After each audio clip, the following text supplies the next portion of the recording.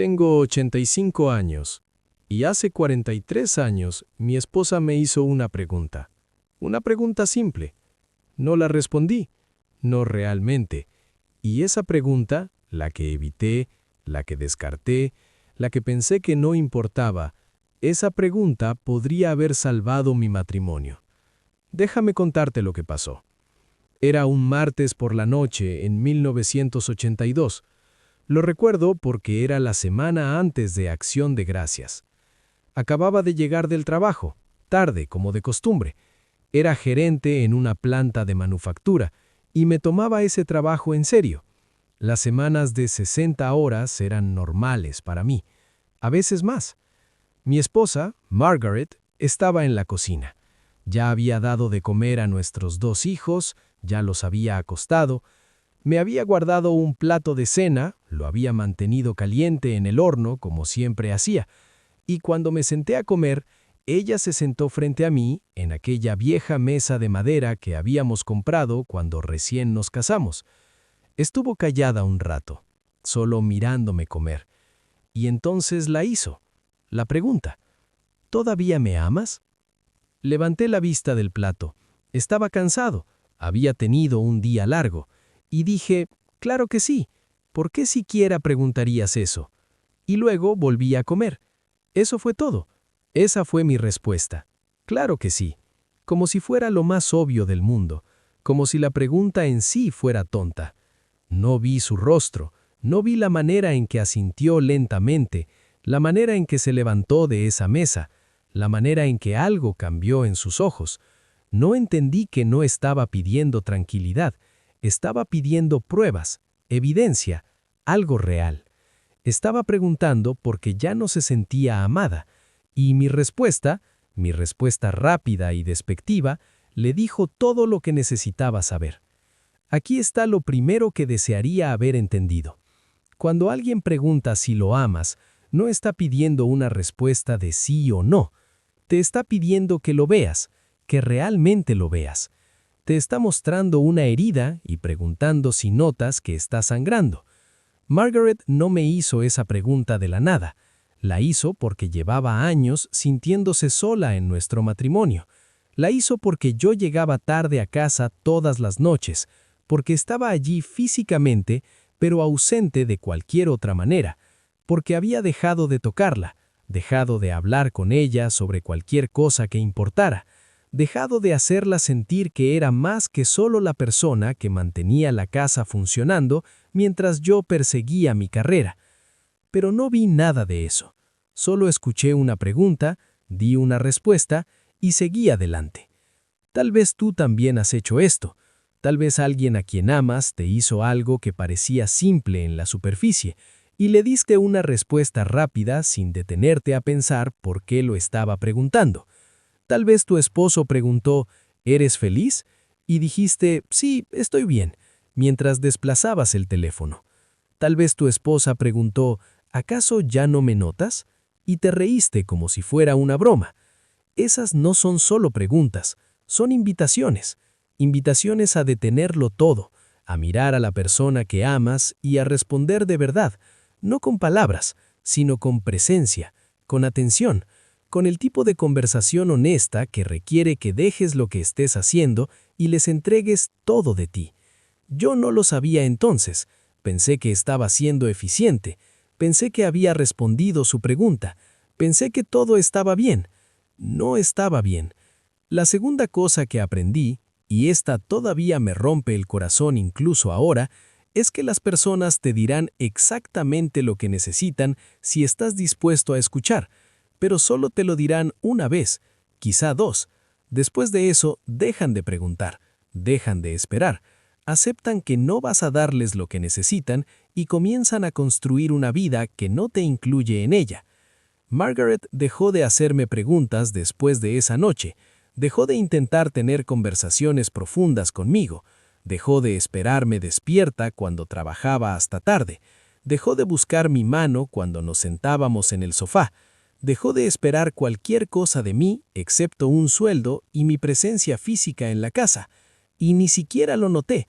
Pensé que las cosas estaban bien, pensé que éramos estables, Pensé que el matrimonio se suponía que debía asentarse en esta rutina cómoda en la que ya no tenías que trabajar en él.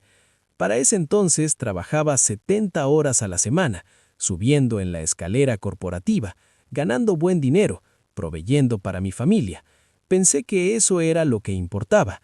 Pensé que eso era lo que me hacía un buen esposo. Pero proveer no es amar. Estar allí no es lo mismo que estar presente. Y Margaret vivía en una casa con un hombre que era un fantasma, un hombre que pagaba las cuentas, pero que ya no la conocía. No preguntaba por sus sueños, sus miedos, sus esperanzas, su corazón. 5 años después de que me hiciera esa pregunta, 5 años viviendo como compañeros de cuarto que casualmente compartían un apellido, me pidió el divorcio. Me sorprendió, genuinamente sorprendido. Dije, ¿de dónde sale esto? Ni siquiera peleamos, todo ha estado bien. Y ella me miró con esos ojos cansados y dijo, ese es el problema. No peleamos porque no hablamos porque no te importa. Y no puedo vivir el resto de mi vida con alguien que no me ve. Intenté discutir, intenté decirle que sí me importaba, que sí la amaba, que había estado trabajando tan duro por nosotros, por nuestra familia, por nuestro futuro. Y ella dijo algo que nunca olvidaré. Dijo, ¿recuerdas cuando te pregunté si todavía me amabas? Esa era tu oportunidad. Te estaba diciendo que me estaba ahogando, y ni siquiera levantaste la vista de tu cena. Nos divorciamos en 1987. Yo tenía 42 años, los niños tenían 12 y 14, y pasé los siguientes 43 años tratando de entender qué había pasado, cómo lo había perdido, cómo había perdido a la persona con la que pensaba pasar toda la vida. Aquí está la tercera lección, la que me tomó décadas comprender por completo. El amor no es lo que sientes, es lo que haces, es a lo que prestas atención, es las preguntas que haces y las respuestas que realmente escuchas. Sentía amor por Margaret, de verdad que sí, pero no la amé de una manera que ella pudiera sentir. No la hice sentir valorada, buscada, conocida. La di por sentado. Asumí que siempre estaría allí, que el matrimonio era un trato cerrado, que no tenía que seguir eligiéndola todos los días. Después del divorcio, salí con otras mujeres. Incluso me volvía a casar por un breve tiempo en mis 50, pero seguí cometiendo los mismos errores. Seguía siendo emocionalmente inaccesible. Seguía priorizando el trabajo, los pasatiempos, todo menos la relación real. Seguía pensando que aparecer era suficiente. Me tomó perder a Margaret y luego perder también a mi segunda esposa para finalmente entenderlo. El matrimonio no es algo que logras y luego mantienes en piloto automático. Es algo que eliges activamente todos los días. Es algo que tienes que alimentar, cuidar y prestar atención. Es hacer preguntas y realmente querer escuchar las respuestas. Es notar cuando tu pareja se está alejando y elegir acercarte en lugar de dejar que la distancia crezca. Es ver los pequeños momentos de desconexión y tratarlos como las emergencias que son, porque son emergencias. Cuando tu esposa pregunta si todavía la amas, eso es una alarma de incendio sonando. Cuando tu esposo dice que se siente invisible, eso no es una queja, es una crisis. Cuando tu pareja deja de intentar conectar contigo, eso no es paz, es resignación. No vi nada de eso hasta que fue demasiado tarde. ¿Sabes qué desearía haber hecho esa noche de martes, en 1982? Desearía haber dejado el tenedor. Desearía haber mirado a Margaret, realmente mirarla, y haber dicho, ¿por qué me estás preguntando eso? Desearía haber escuchado el dolor debajo de la pregunta. Desearía haber dicho, dime qué está mal, dime qué necesitas, dime cómo puedo amarte mejor. Desearía haber pasado la siguiente hora, las siguientes 3 horas, el tiempo que hubiera sido necesario, solo escuchándola, entendiéndola, mostrándole que era más importante para mí que mi cena, mi trabajo, mi comodidad, mi pronombre.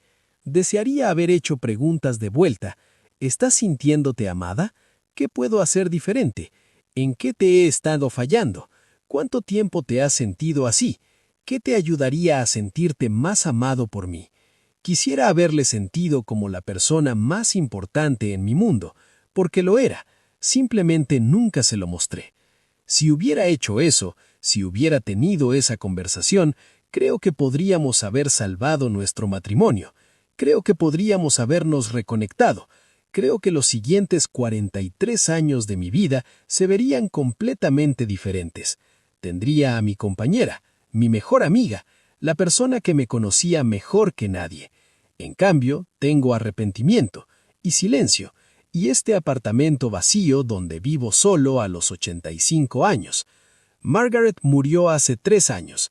Se había vuelto a casar durante más de 30 años con un hombre que, por lo que mi hija me dice, le hacía preguntas y escuchaba las respuestas, que notaba cuando estaba triste o preocupada o solo